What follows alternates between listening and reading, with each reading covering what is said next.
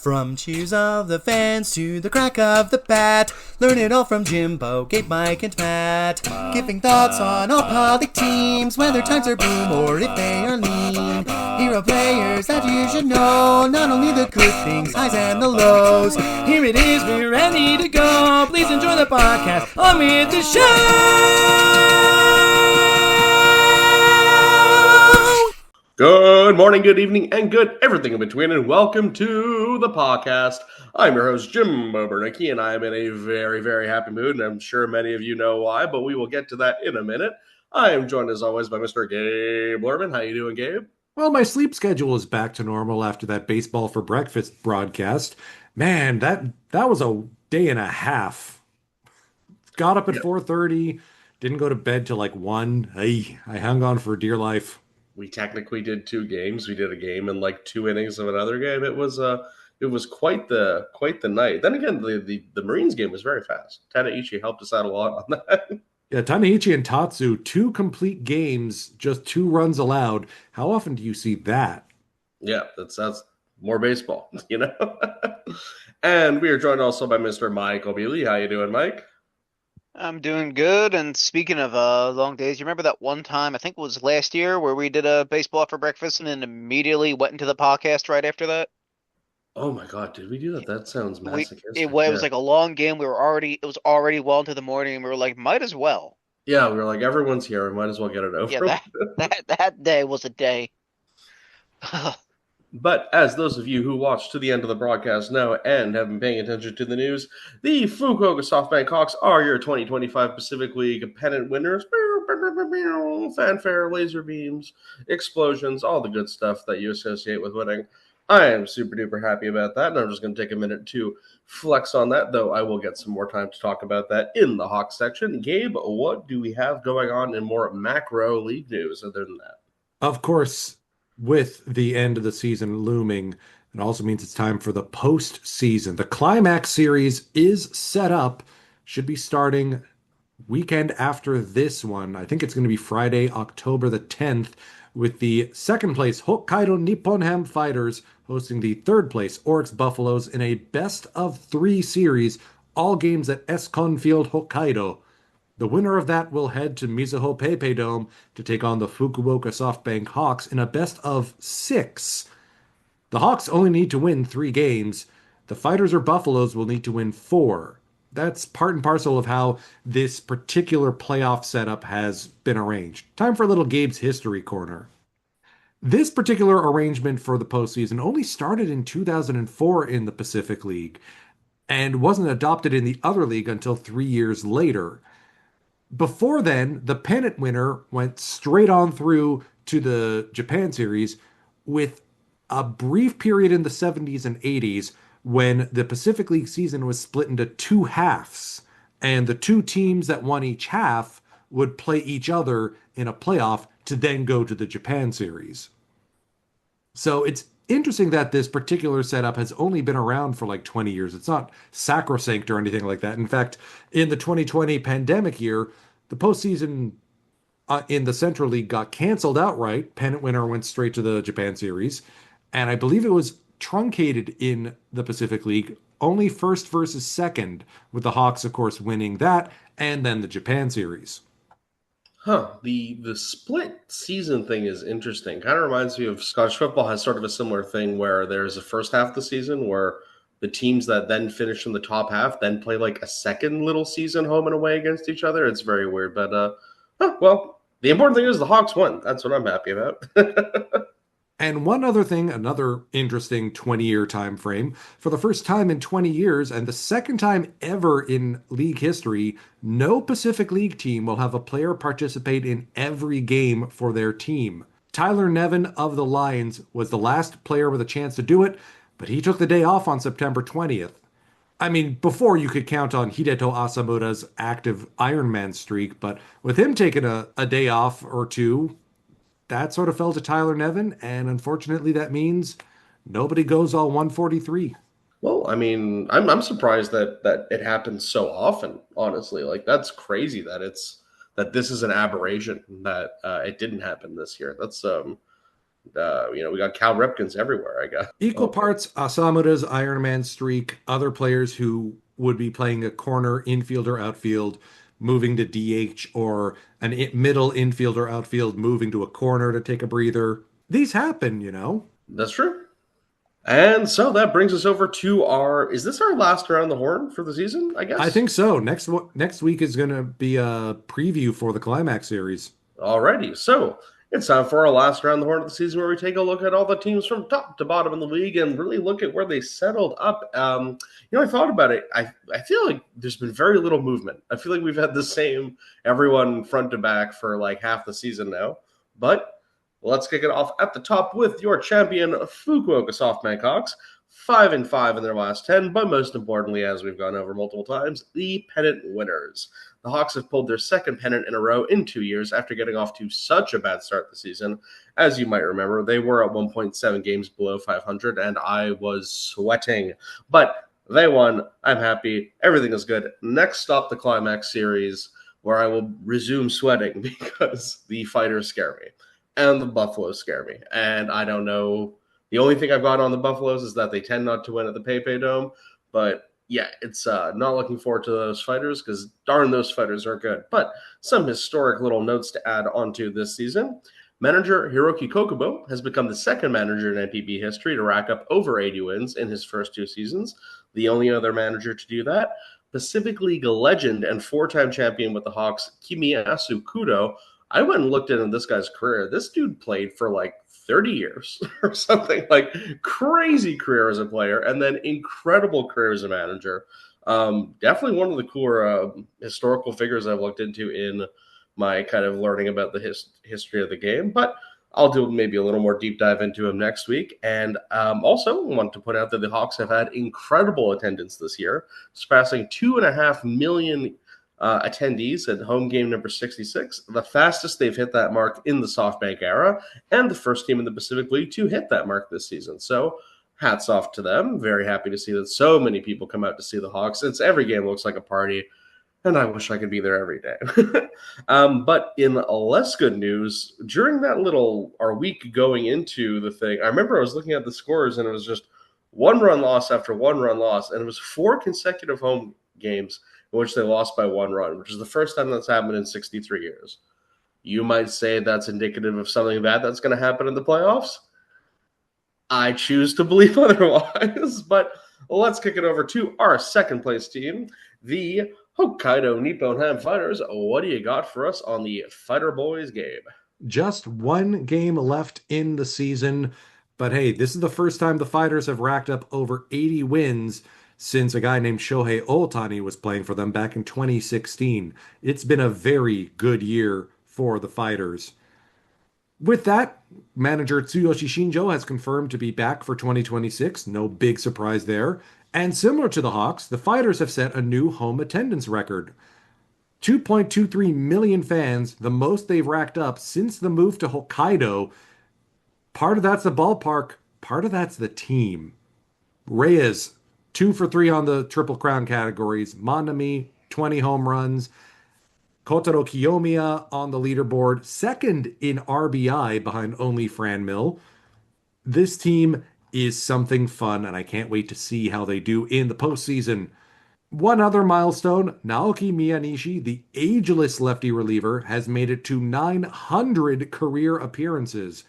And he's the only guy to do so as solely a reliever, only the 4th in NPB history overall. No, he's not as key of a member of the Fighters bullpen as he once was, but he's a veteran presence and able to settle down guys like Taisei Yanagawa, who's relatively new to the closer role. Good to see. Also, Koki Kitayama having a breakout year, finishing 2nd in ERA behind only Livan Moinello and just a bit ahead of Tomohisa Ozaki. So 1.63 ERA. Fighters might have a new ace on their staff. And that's not including Hiromi Ito, who leads the league in wins. Yeah, it's absolutely crazy to think that you can have a 1.63 ERA and you're still not leading. Like, it was a crazy year for pitching in the Pacific League. I was looking into it, and I think there's 4 pitchers who have an ERA under 2. Like, that's just preposterous. And 4 Hawks with 12 or more wins. I'm not saying the ball's deadened. but I'm not saying that. Just saying the Hawks are the best. I got you. And so we'll kick it over to our final playoff team cementing their position this week, the Oryx Buffaloes. Again, take it away, Gabe. 3 games left in the season. Most importantly, they made it in, sliding in on their tailplates, but they did it. Thanks to that, manager Mamoru Kishida will return at the helm for the Buffaloes for 2026. Oryx has also announced a scrimmage game taking place on October the 8th to tune up for the Climax Series first stage. One last chance for the fans to see their home team, unless the Buffaloes go all the way to the Japan Series. Very similar to what the Blue Jays are doing with 2 scrimmage games, 5 innings apiece in the middle of the day.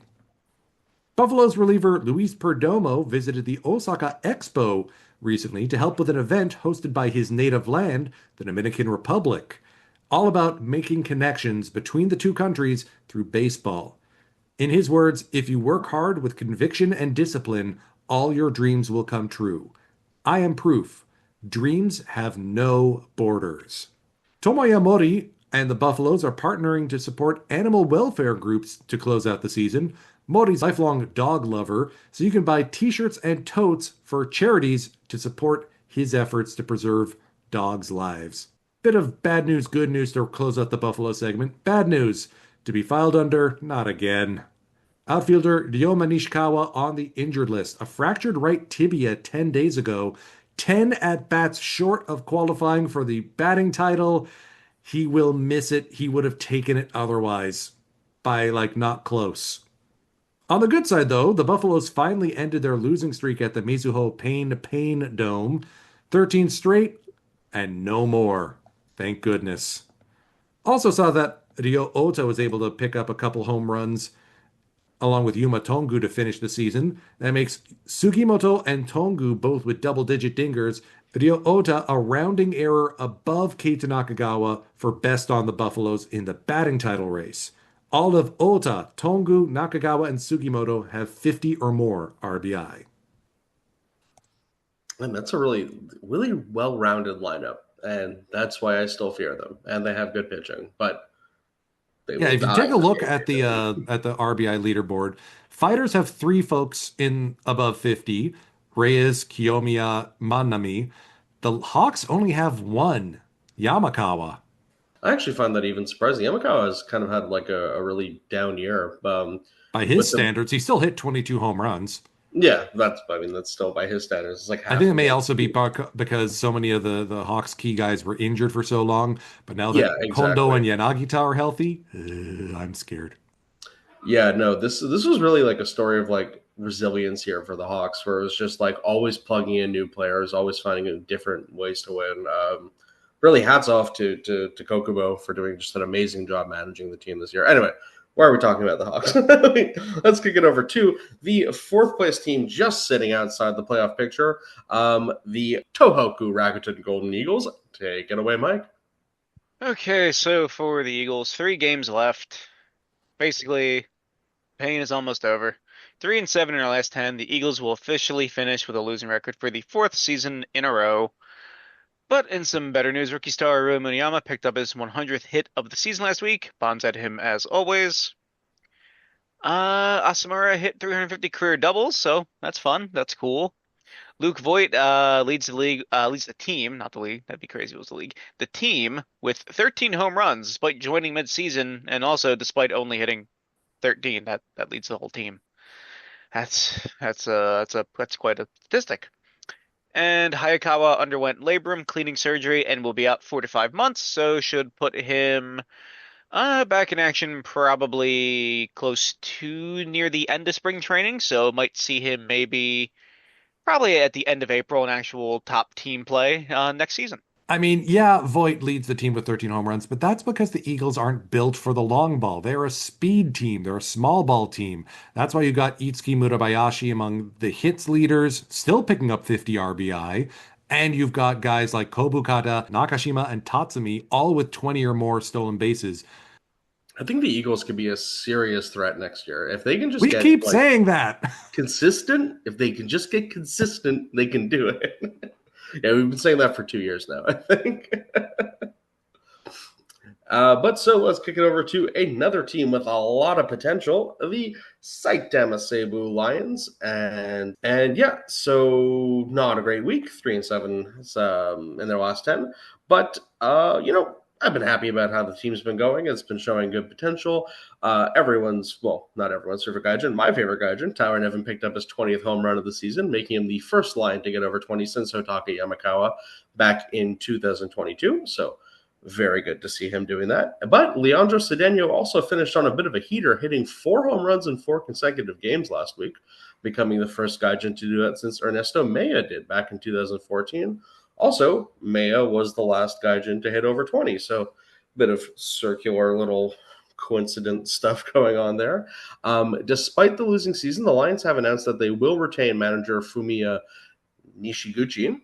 And I think that's a good thing. I think he's shown that he's done a really good job of developing the young players so far this season. And yeah, I've got a good feeling about the Lions. I got a good feeling about everybody. I think things are looking up. And if you've got good feelings about the Lions too, and you are in the Saitama area in November, the Lions will be having a thank you fest for the fans on November 23rd. So again, if you're in the area, check that out. I would 1,000,000,000% love to do that, but unless something cataclysmic happens, I don't think I will be in Japan in November. And so that brings us over to the last place team, the team that has been pulling up the rear for pretty much the entire season, struggling. But I've got a good feeling about them. I feel like they kind of showed a bit of fight towards the end of the season, and maybe that'll carry over into the next season. The Chibalode Marines. What do you got for us with them, Mike? For the Marines, 2 games left.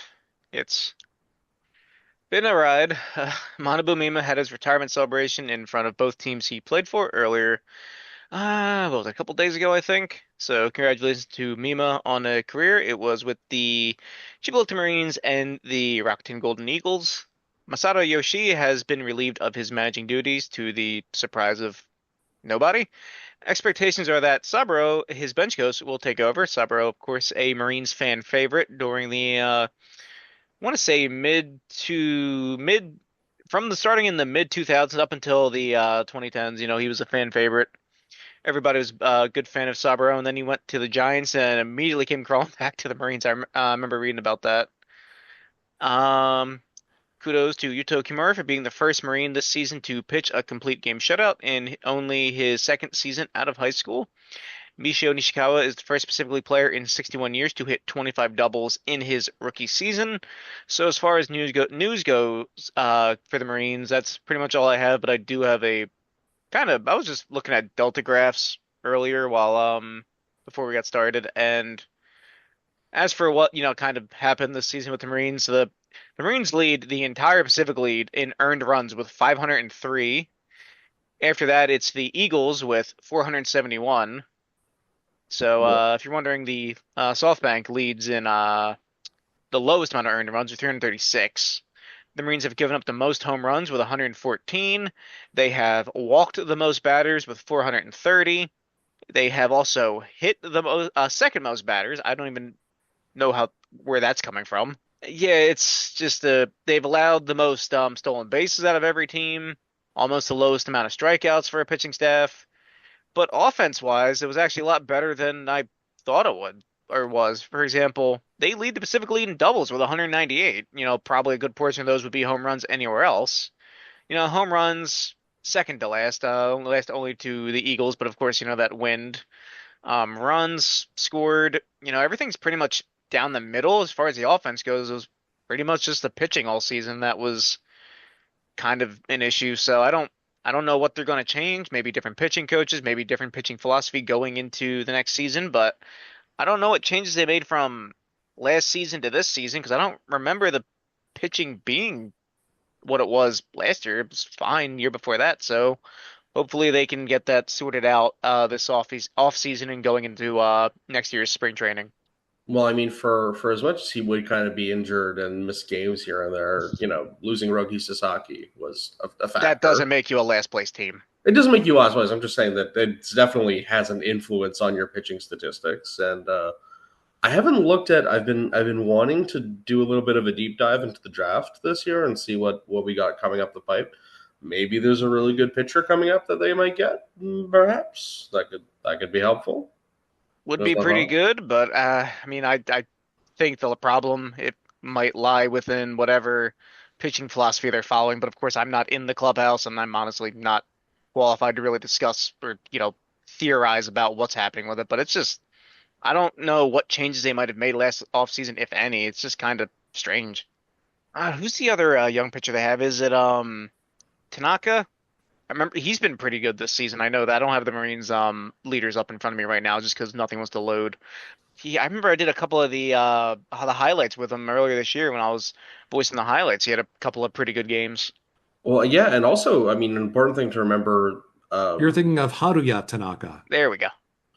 when I was looking at rookie of the year kind of stuff, kind of trying to figure out my award picks. I thought Ruri Muniyama was kind of going to be a slam dunk, but Nishikawa, there's a really good case for him. Oh Actually, yeah, Nisho I think might be stealing the thunder here. I don't like voting for pitchers. I don't know why. I just don't. That's just like a weird bias I have. Yeah, there's a lot of people that I know that are like, yeah, for It's like MVP, rookie things, they just don't want to vote for any pitchers. it's like voting for a pitcher for MVP. I'm just like, oh, I don't even It's like like I it. get the argument at the same time. It's just like I don't, but I do. It's just that you know what it is that I'm lazy and I have a harder time looking at the statistics. Known pitcher hater. Yeah. Duo Bernicky. And so that brings us over to our familiar faces in new places, and we have some ground to cover here because it is also the end of the MLB season, so we're going to do a little wrap-up on a bunch of our favorite players. Mr. Shohei Ohtani has become only the sixth player in MLB history to hit 50-plus home runs in back-to-back seasons.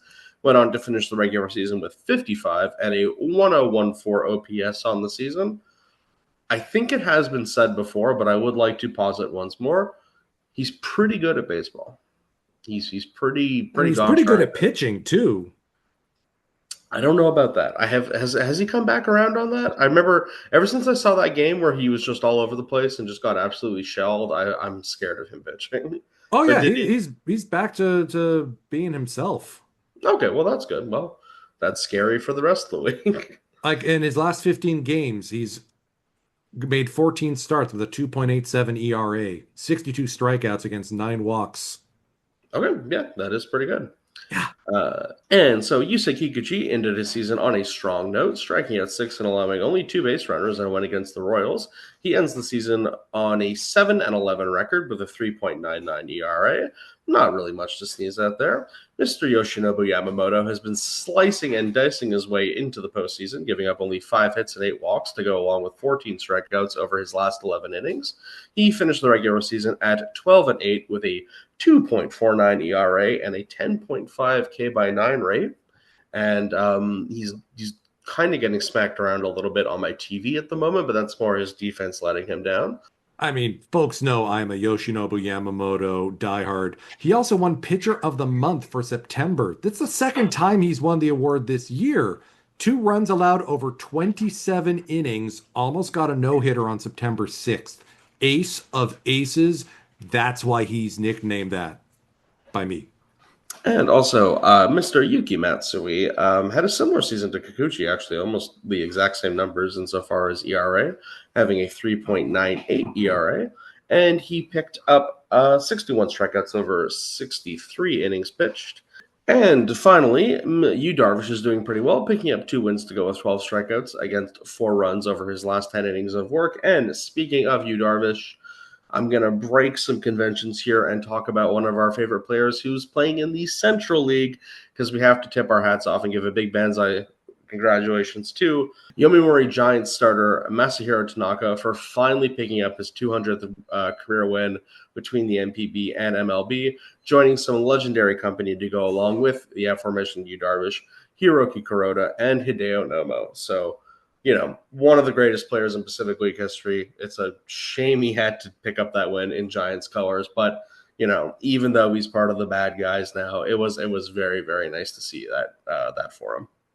Absolutely. Not often you can say you got to see a Hall of Famer pitch. He's definitely a shoo-in. Oh yeah, for sure, 100%. In the Japanese Hall of Fame, not American. Yes, that's what I meant. Yes. I've mentioned Baseball United a few times before on the broadcasts because they're trying to start up a baseball league to run during the winter. in South Asia and the Middle East. The Mid-East Falcons have brought a bunch of ex-Pacific Leaguers to their roster. Former Fukuoka Hawk and Toronto Blue Jay Munenori Kawasaki among them. Former Lion, Buffalo, and Marine Hiroyuki Nakajima. And infielder Shuhei Fukuda, the Marines one, not the one on the Buffaloes. As well as former Eagle pitcher Shuto Sakurai.